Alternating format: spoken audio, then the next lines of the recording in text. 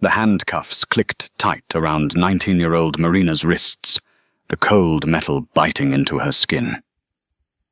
The entire first-class cabin of Flight 409 fell silent, watching as the smug flight attendant Patricia practically shoved the young girl toward Thuksua, the exit. Patricia thought she had just caught a stowaway, a thug who stole a ticket. She had no idea she was manhandling the sole heiress to the Sterling Airways empire. She didn't know that the black SUV speeding across the tarmac outside didn't belong to the police. It belonged to the man who signed her paychecks. And when he stepped onto that plane, the silence would turn into scream.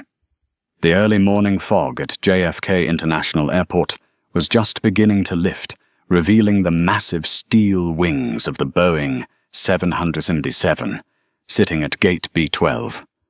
This was the pride of the fleet for Sterling Airways, a flagship jet heading straight for London Heathrow.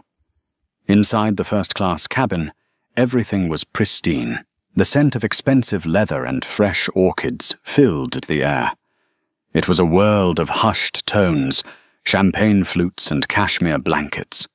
It was a world that Patricia Vance, the senior purser for Sterling Airways, ruled with an iron fist. Patricia was 45, with blonde hair sprayed into a helmet of perfection and a uniform that was tailored a little too tightly. She viewed the first-class cabin not as her workplace, but as her personal kingdom. She prided herself on keeping the riffraff out. She had a sixth sense for people who didn't belong, or so she thought. That morning, Patricia was already in a foul mood. The catering truck was late with the filet mignon, and her coffee was lukewarm. She was adjusting the napkins on the drink cart when she saw her. A young black girl walked onto the plane. She couldn't have been more than 19. She was wearing an oversized faded charcoal hoodie with paint splatters on the cuffs, ripped baggy jeans and scuffed combat boots. Her hair was pulled back in messy braids, and she had large noise-cancelling headphones resting around her neck. She carried a battered canvas messenger bag that looked like it had survived a war zone. Patricia's eyes narrowed into slits. She stopped wiping the counter and stepped directly into the aisle, blocking the path to the first-class seats. "Excuse me," Patricia said, her voice dripping with fake sweetness that barely masked the venom underneath. "Economy is to the right, dear. Keep walking past the galley row. 40 is in the back." The girl, Marina, paused. She looked up from her phone, her expression calm, almost bored. She didn't seem intimidated by the uniform or the glare. "I know where economy is," Marina said, her voice soft but clear. "But I'm not sitting in economy." Marina sidestepped Patricia and moved toward Seat 1A, the most exclusive expensive suite on the entire plane. It was a pod that cost more than most people's cars. Patricia gasped audibly. She turned on her heel and marched after Marina, who was already tossing her battered bag into the overhead bin reserved for first-class passengers. "Stop right there," Patricia snapped, her voice rising an octave. "You cannot put your items in there. That bin is for first-class passengers only.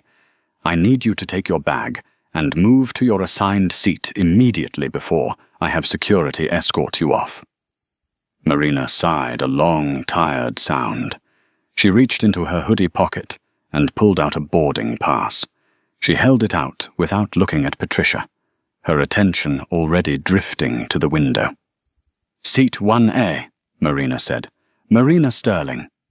Patricia snatched the ticket from her hand. She stared at it. It looked real. It had the gold foil strip across the top, the Priority 1 stamp, and the seat assignment 1A. But Patricia's mind couldn't process it. In her world, girls who looked like Marina Young Black, dressed in street clothes, did not sit in seat 1A. They sat in the back near the toilets. Therefore, the ticket had to be fake, or stolen. "Where did you get this?" Patricia demanded, waving the ticket in Marina's face. "I printed it at the kiosk," Marina replied, finally sitting down in the plush leather seat and kicking off her boots. She pulled a sketchbook out of her bag. "Can I get a water, please, no ice?" The audacity. The sheer entitlement. Patricia felt the blood rushing to her face. She looked around the cabin. A wealthy businessman in 1C was watching over the top of his newspaper, frowning. An elderly woman in 2A, clutching a pearl necklace, looked terrified. Patricia felt the pressure. She had to protect the integrity of the cabin. "I don't know who you think you're fooling," Patricia hissed, leaning down so her face was inches from Marina's. "But this ticket is clearly fraudulent. Systems glitch, or maybe you swiped it from someone in the lounge. We both know you can't afford a $12,000 seat." Marina opened her sketchbook, picked up a charcoal pencil and started shading. "Check the manifest, Patricia. I'm on the list." Patricia recoiled. She hadn't been wearing her name tag. "How do you know my name?" Patricia whispered, suddenly unsettled. "It's on the flight crew roster," Marina said, not looking up. "Patricia Vance, Senior Purser, 15 years of service. 3 customer complaints in the last 6 months for unprofessional conduct. Make that 4 after today." Patricia's face went from red to a pale, ghostly white, then back to a furious crimson. She snatched the ticket again. "Stay here," she ordered. "Don't touch the champagne. Don't touch the amenities. I'm going to run this through the system, and when it comes back, rejected, you are going to jail." Patricia stormed off toward the galley, her heels clicking aggressively against the floor. Marina just put her headphones on, drowning out the murmurs of the judgmental passengers around her. She knew exactly what was about to happen. She had warned her dad this would happen if she flew commercial, but he insisted she experience the product like a normal customer. Well, she was certainly experiencing something. Patricia burst into the galley, startling the junior flight attendant, a kind-faced young woman named Sarah. "Sarah, get the gate agent on the line, now," Patricia barked, slamming the curtain shut. "What's wrong, Patricia? Is there a medical emergency?" Sarah asked, reaching for the interphone. "Security emergency," Patricia corrected, her hands shaking as she typed furiously into the flight manifest computer. "We have a squatter in 1A, a hoodlum. She's got a ticket, but it's obviously a forgery. I'm not having the flight to London ruined by some graffiti artist junkie." Sarah frowned, looking through the gap in the curtain at Marina, who was quietly drawing in her book. She looks pretty harmless, Patricia. Are you sure the manifest says M, Sterling?" "Sterling," Patricia scoffed. Probably a common name she picked to sound important, or she stole the identity. "Look at her clothes, Sarah. Look at those boots. Does that look like a Sterling to you?" Patricia hit the refresh button on the digital manifest. The screen loaded. Seat 1A occupied. "Passenger, Sterling Marina. Status VIP, do not disturb." The screen flashed a distinct code, AUth 99. Patricia stared at the code. She had never seen AUth 99 before. Usually VIPs were marked as gold or platinum. This code was strange. "See," Patricia said, her confirmation bias twisting the facts. AUth 99. That's probably an error code. Authorization 99% failed. It's a hacked ticket. She hacked the app. "I think we should ask the captain," Sarah suggested nervously. "If the ticket scanned at the gate..." "The gate agents are lazy idiots," Patricia snapped. "They probably just waved her through because they didn't want a confrontation. You know how these people get when you challenge them." Sarah flinched at the racist undertone, but she was too junior to challenge Patricia, who had the power to get her fired. Patricia grabbed the interphone and called the cockpit. "Captain Reynolds speaking," a deep, authoritative voice answered. "Captain, this is Patricia in the forward galley. We have a situation. There is a passenger in 1A who refuses to move. She has a suspicious ticket with an error code, and she fits the profile of a security risk. She's hostile and belligerent." Marina, of course, had been perfectly calm, but Patricia knew how to play the game. You had to use the keywords hostile, belligerent, risk. "A security risk?" Captain Reynolds asked. "Has she made threats?" "She knew my name, Captain." Patricia lied, twisting the truth. "She threatened my job. She implies she has access to our internal systems. I believe she may have bypassed TSA screening." There was a pause on the line. "If she bypassed TSA, we can't take off. I'm not risking a bird in the air with an unverified passenger. Do you want me to call Port Authority?" Patricia smiled, a cruel, satisfied smile. "Yes, Captain. Tell them we have a trespasser refusing to deplane. And tell them to hurry. I want her off my ship." Patricia hung up the phone and smoothed her skirt. She walked back out into the cabin. She didn't go to Marina quietly. She wanted an audience. She wanted to humiliate this girl so thoroughly that she would never dare step foot in an airport again. She stood in the middle of the aisle and clapped her hands for attention. The first-class passengers looked up. "Ladies and gentlemen, I apologize for the delay," Patricia announced loudly. "We have a security issue involving a passenger who has boarded illegally. We are waiting for law enforcement to remove the individual so we can ensure your safety." She turned her gaze directly to Marina. Marina didn't flinch. She took off her headphones and looked Patricia in the eye. "You really shouldn't have done that, Patricia," Marina said quietly. "Save it for the police, honey," Patricia sneered, "and get your dirty feet off the leather." Suddenly, a man in seat 2B, a heavy-set guy in a tailored suit, spoke up. "Hey, just get her off the plane. I have a meeting in London at 6 p.m. "Yeah, throw her out," another passenger yelled. The mob mentality was setting in. They saw a young black girl in a hoodie and a white flight attendant in a uniform, and they made their choice. They assumed guilt. Marina closed her sketchbook slowly. She reached into her bag. "Don't move," Patricia shrieked, jumping back. "She's reaching for a weapon." Marina pulled out a phone, a sleek black satellite phone, a prototype that wasn't even on the market yet. She dialed a single number. "Security!" Patricia screamed, pointing at the door. Two Port Authority officers, burly men with hands on their belts, marched onto the plane. They looked at Patricia, then at the small girl sitting in the big chair. "Is this the disturbance, ma'am?" Officer Miller asked, looking confused. "Yes," Patricia cried, playing the victim perfectly.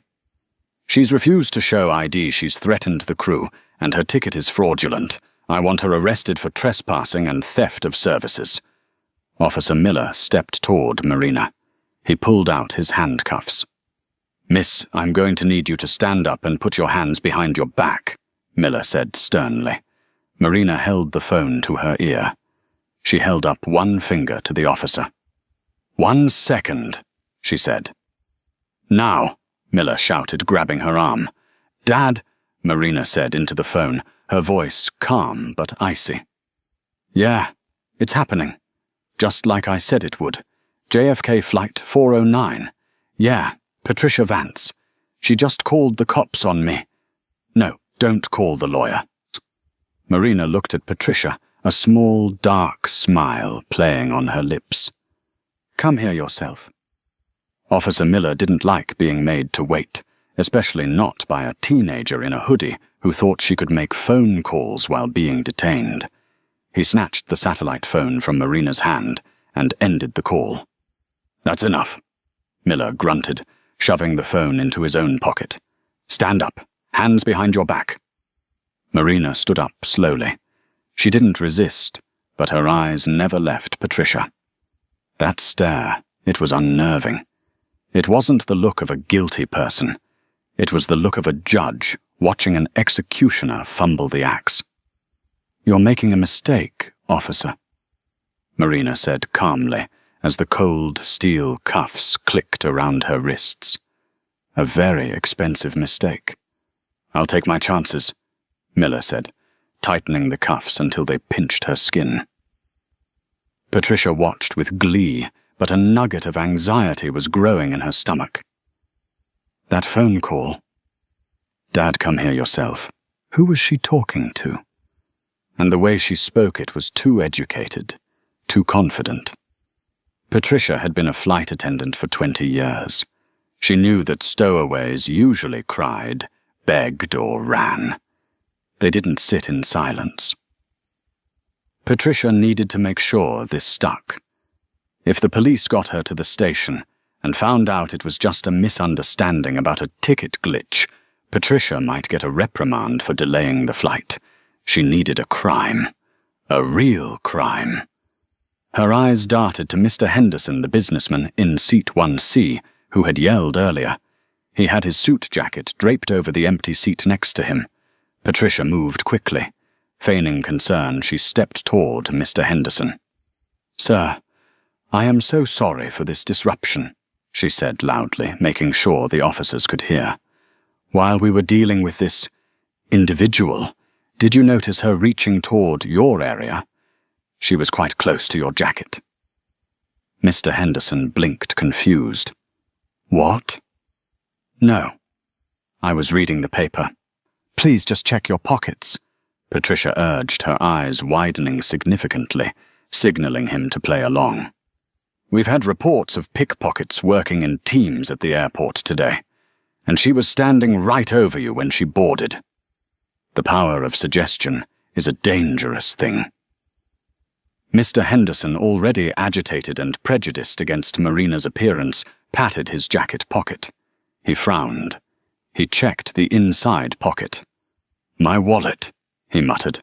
He patted his pants. I can't find my wallet." A gasp went through the first-class cabin. "She took it," Patricia shrieked, pointing an accusatory finger at Marina. "I saw her bump into you when she forced her way past me. Officer, arrest her for theft. That wallet probably has thousands of dollars in it." Officer Miller's demeanor changed instantly.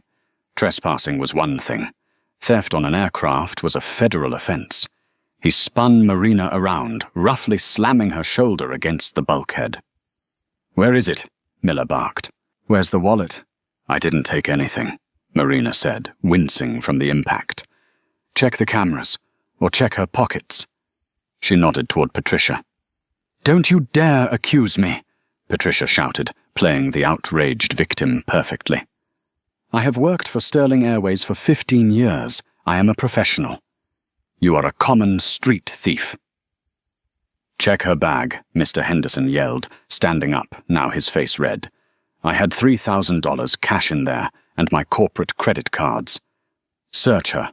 Officer Miller grabbed Marina's battered canvas bag from the overhead bin.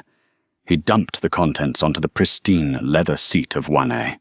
Sketchbooks, charcoal pencils, a bottle of water, an old iPod, and a sweater tumbled out. No wallet. "It's not here," Miller said, frowning. Patricia's heart hammered. She hadn't actually planted the wallet, she just needed the accusation to get Marina off the plane. She needed to improvise. She probably handed it off to an accomplice in economy before she sat down, Patricia improvised wildly. Or she flushed it down the toilet to hide the evidence. "Officer, get her off this plane so we can search the cabin properly.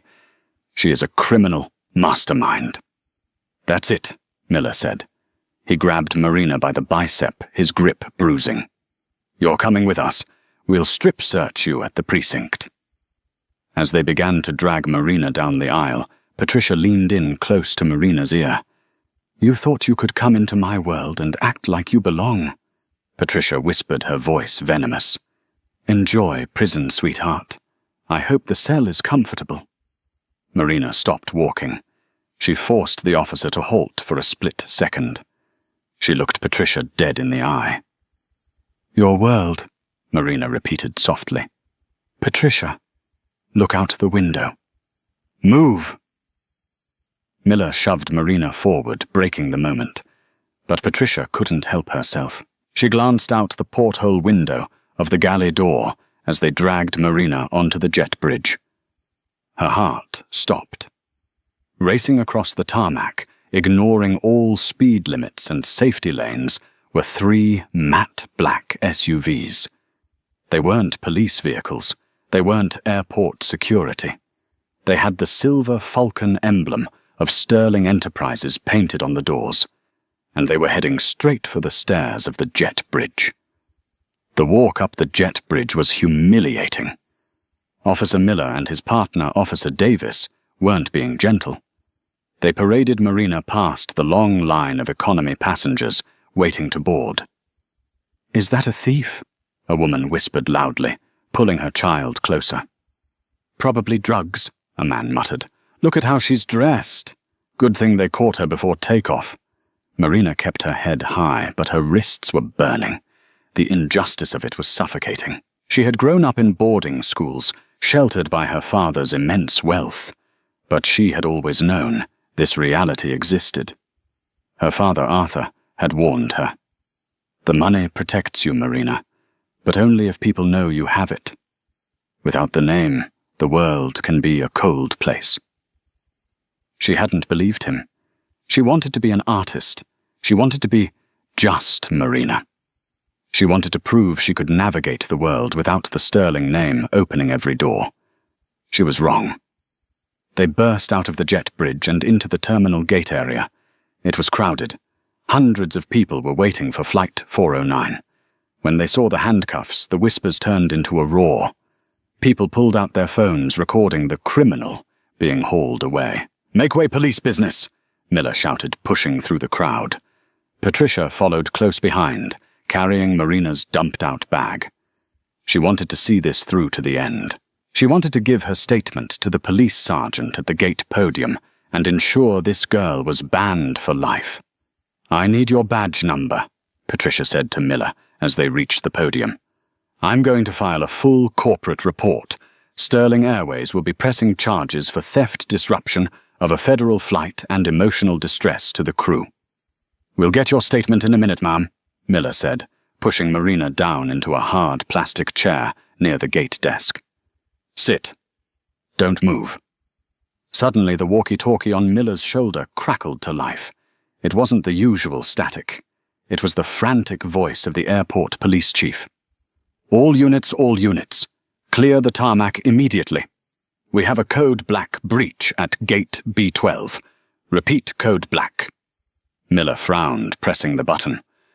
"Dispatch, this is Miller at B12. We have the suspect in custody. What's a code black?" "It's not a threat, Miller. It's a VIP arrival, unscheduled.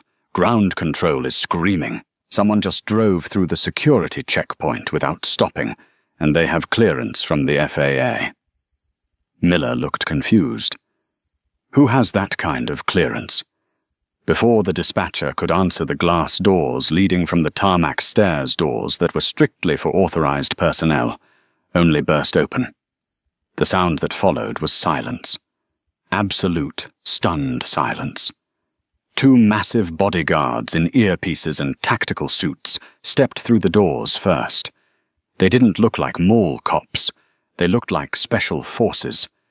They scanned the room instantly, their eyes locking on Officer Miller and the handcuffed girl.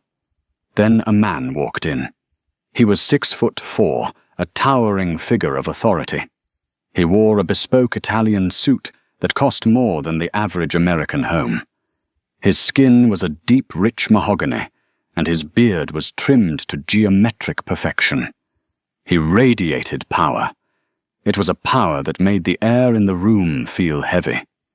It was Arthur Sterling, the CEO of Sterling Airways, the man who owned the planes, the terminals, and arguably half the politicians in the city. His face was on the cover of Forbes magazine in the newsstand right next to gate B12. Patricia froze. She dropped Marina's canvas bag on the floor. Her mouth opened, but no sound came out. She had seen him at company town halls on video screens from a distance. But seeing him in person with that look of thunderous rage on his face was terrifying. Arthur Sterling didn't look at the police. He didn't look at the crowd. He walked straight toward the plastic chair where Marina was sitting. Officer Miller, not recognizing him, immediately stepped in front of him. "Sir, this is a police scene. You need to back away." One of the bodyguards moved so fast it was a blur, stepping between Miller and Arthur. "Touch him, and you lose your hand," the bodyguard said. His voice was low, flat, and deadly serious. Arthur ignored Miller completely. He looked down at Marina. He saw the ripped jeans. He saw the paint on her hoodie. And then he saw the handcuffs. The temperature in the room seemed to drop 10 degrees. Arthur slowly turned his head to look at Officer Miller, and then at Patricia. "Who?" Arthur's voice was a low rumble, like an approaching earthquake. "Who put these chains on my daughter?" The word hung in the air. Daughter. Patricia felt her knees buckle. She grabbed the edge of the podium to stay upright. Daughter," Miller stammered, looking from the billionaire to the girl in the hoodie. "Sir, the suspect." "Suspect?" Arthur roared. The volume was so sudden, so violent, that people in the back of the terminal jumped. "You have the sole heiress to the Sterling Empire, shackled like an animal in her own terminal." Arthur turned to his bodyguard. "Key, now." The bodyguard produced a universal handcuff key. Miller didn't dare stop him. The bodyguard unlocked Marina's cuffs. Marina rubbed her wrists, revealing red, angry welts where the metal had dug in. Arthur took her hands, gently inspecting the marks. His eyes filled with pain for a second, before hardening into cold, diamond-hard fury. He turned to face Patricia. Patricia was shaking so hard her teeth were chattering. She tried to speak, tried to default to her training. "Mr. Sterling, sir, I didn't know. She didn't look..." "She didn't look like what, Patricia?" Arthur asked softly. He took a step toward her. The crowd parted. "She didn't look like she belonged in first class. Is that it? She had a ticket with an error code." Patricia squeaked, desperate to find a lifeline. It said, AUTH 99. I thought it was fake. Arthur laughed. It was a terrifying, humorless sound. AUTH 99 isn't an error, you incompetent fool, Arthur spat. It stands for Authorization, Level 99. Owner, Founder, CEO. It means that seat belongs to her more than the plane belongs to the bank. Arthur reached into his jacket pocket and pulled out his phone. He didn't dial 911. He dialed the chief of police directly on a private line. Chief O'Malley. It's Arthur Sterling. I'm at gate B12. I have 2 of your officers here who just assaulted my daughter. Yes, I'll wait. And send the airport legal counsel. I'm going to fire everyone in this room. He hung up and looked at Patricia. But you, he said, his voice dropping to a whisper that only she could hear. I'm not just going to fire you, Patricia. I'm going to destroy you. The atmosphere at gate B12 had shifted from a chaotic airport terminal to a high-stakes courtroom. The arrival of Arthur Sterling had effectively frozen time. No one was boarding Flight 409. The pilots had come out of the cockpit and were standing nervously by the jet bridge door. The crowd of onlookers, initially eager to film a criminal, were now filming a corporate execution. Within 10 minutes, the suits arrived. They were Sterling Enterprises' legal team, led by Matthew Blackwood, a man known in the legal world as the Shark. He didn't carry a briefcase. He carried an iPad and a look of absolute boredom with the incompetence surrounding him. He walked straight up to Arthur, ignoring the police completely. "Mr. Sterling," Blackwood said, his voice smooth. "We have the airport authority on line 1, and the PR team is scrubbing the initial social media posts. I've already drafted the lawsuits." "Good," Arthur said, his eyes never leaving Patricia. "But first we deal with the crime." Arthur turned to Officer Miller, who was now sweating profusely. The officer had realized, too late, that he had manhandled the daughter of the man who effectively paid the city's police pension fund contributions via taxes and donations. "Officer Toole," Arthur said, his voice dangerously calm, "you arrested my daughter for theft. Based on what evidence?" "Well, sir," Miller stammered, pointing a shaking finger at Mr. Henderson, the businessman from seat 1C. "The witness, the victim. He stated his wallet was missing, and the flight attendant. Ms. Vance. She identified the suspect as the only person near him." Arthur turned his gaze to Mr. Henderson. Henderson was a large man, accustomed to bullying waitresses and junior employees, but shrinking under the gaze of a true titan of industry. He clutched his suit jacket, looking for an exit that didn't exist. "Mr. Henderson, is it?" Arthur asked, stepping closer. "You work for, let me guess, reviewing the tag on your bag. Orion Logistics." Henderson nodded, pale. "Yes. Yes, sir." "I know the owner of Orion," Arthur said, casually. "We just signed a cargo contract with them. It would be a shame if I had to call him and tell him his VP of sales makes false police reports to racially profile teenagers." "I didn't," Henderson squeaked. "My wallet is gone. She was standing right over me. Ms. Vance said she saw her bump into me." "I never said that," Patricia shrieked, breaking her silence.